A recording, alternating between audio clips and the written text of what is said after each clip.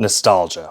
If you were alive any time before the year, let's just say 2005, you probably know what these are. These are VHS tapes. Well, actually, to be more specific, this is a VHS tape. Yeah, can you believe it? There was a time in history where we had to actually play films off of a tape.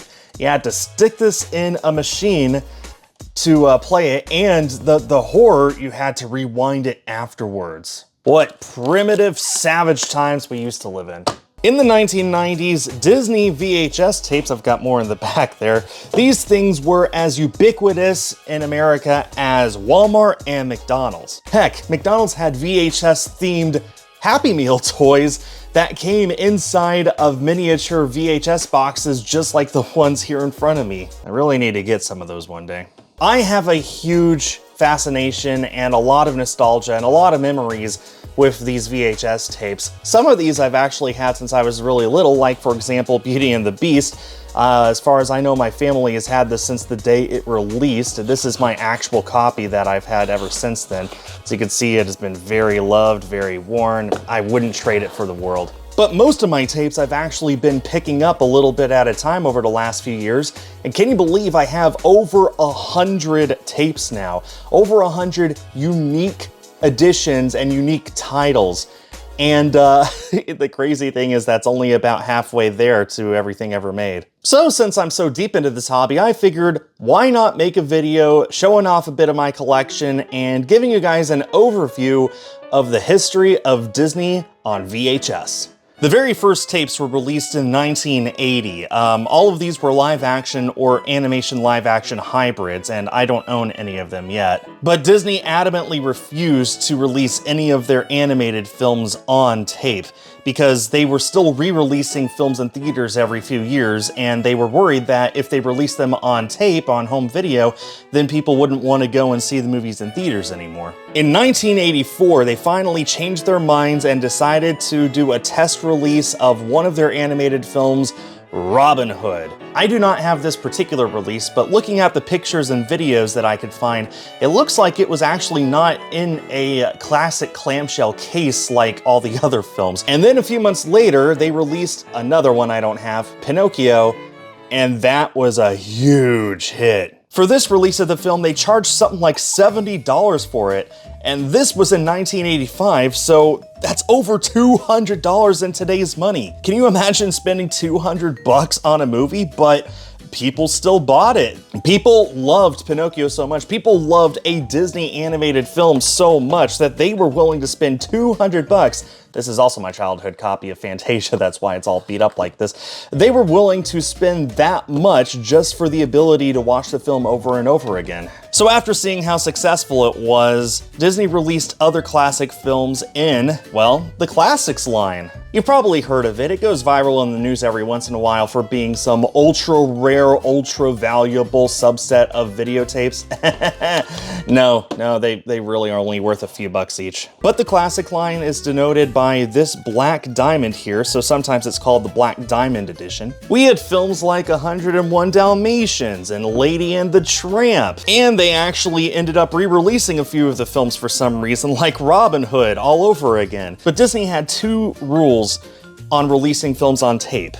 Number one, no untouchable films, the films that were most likely to generate a huge profit at the box office whenever they re-released in theaters every few years.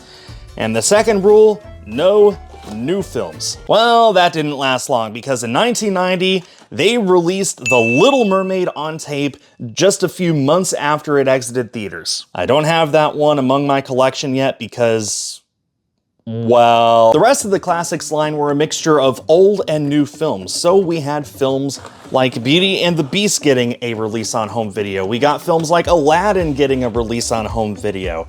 And the Classics line finally ended with the home video release of The Fox and the Hound. This released in 1994, and the whole time during the past 10 years, Disney was very adamant, do not, absolutely under any circumstances, release the untouchable films on home video. Well, guess what they started the next line of releases with? The Walt Disney Masterpiece Collection. The Walt Disney Masterpiece Collection. Now we're cooking. By the time the Masterpiece Collection finished, most of the missing films in Disney's back catalog were brought onto home video. I mean, heck, they even included The Black Cauldron, and they never acknowledged The Black Cauldron, and yet it got a Masterpiece Collection release. Of course, all the new films were released on the Masterpiece Collection as well as soon as they were done with their theatrical run, including The Lion King, which ended up becoming the best-selling videotape of all time. And it's just sheer luck that every single movie that Disney made in the 90s is a masterpiece. No exceptions whatsoever. The Masterpiece Collection got a total of 35 new releases. That's a huge number for a line of films, compared to only 25 that the Classics series got. The Masterpiece Collection got a few doubles as well, but it was only a few. So I think it's something like 30 to 32 actual new titles in the Masterpiece Collection. That is an incredible number, and kids who were kids in the 90s and are older these days will gladly remember the Walt Disney Masterpiece Collection as some of the best parts of their childhood. But the end of the 90s came and it was time for a new line of films, so where do you go from here? Allow me to introduce the Gold Collection. Around this time, DVDs were starting to take off, and I mean take off. They outsold VHS tapes within just a few years of being introduced. The very first Gold Collection films that were released were Mulan and Toy Story. That's right, Pixar started sneaking into these releases as well. The Gold Collection also saw non-canon animated films and direct-to-video films and direct-to-video sequels? People who are trying to collect these subsets these days are just going to have to accept that there's a lot of films in here that are questionable inclusions, but this is what Disney wanted to make happen in 2000, 2001. And to be fair, the Gold Collection has a solid slate of films, but none of them were new releases. They were all re-releases of films that had already come out. As I said, by the time the Masterpiece Collection ended, pretty much every single Disney animated film was on tape. So why were they re-releasing these films on tape?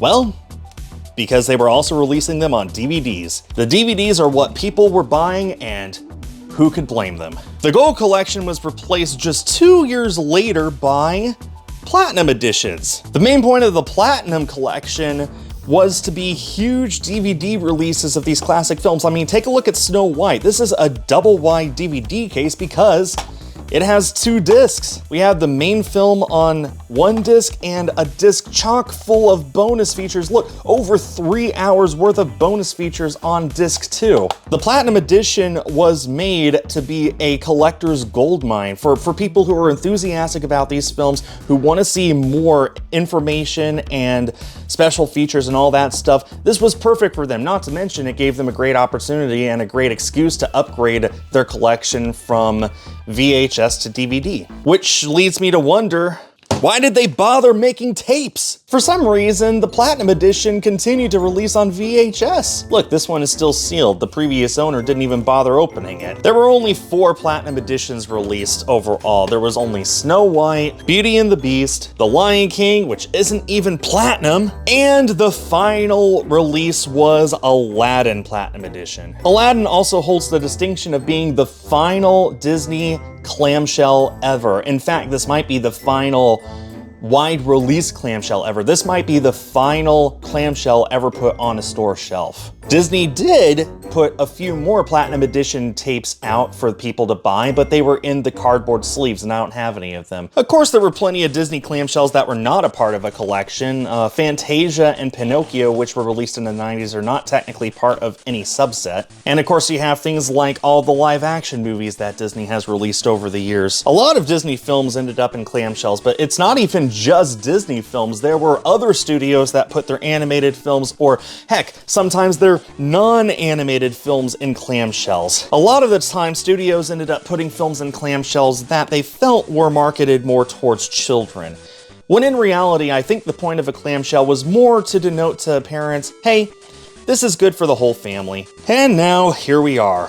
20 years after VHS has been dead, And these tapes are nothing more than collector's items, novelty pieces. Heck, you could even call them antiques and you wouldn't be that far off. Most people don't care about VHS tapes anymore. I mean, heck, when I told somebody I was starting to make this video, they told me they had just thrown out a whole trash bag full of tapes because they're absolutely worthless. They couldn't get rid of them. And I guess when most people have upgraded to DVD or Blu-ray or even 4K these days, it's easy to look at these tapes and be like, you know what, I'm never going to watch them anymore, so what's the point? Well, for me, I just have a lot of nostalgia for these tapes, this format, and it brings me a rush of childish joy when I plop these into my VCR and watch them, especially on my old CRT. But there's a lot of releases. For example, this release of The Many Adventures of Winnie the Pooh, that includes a behind-the-scenes featurette that plays after the movie that was never released on a later format. There's plenty of other examples of special features or deleted scenes and stuff that appeared only on VHS or only on Laserdisc and never afterwards,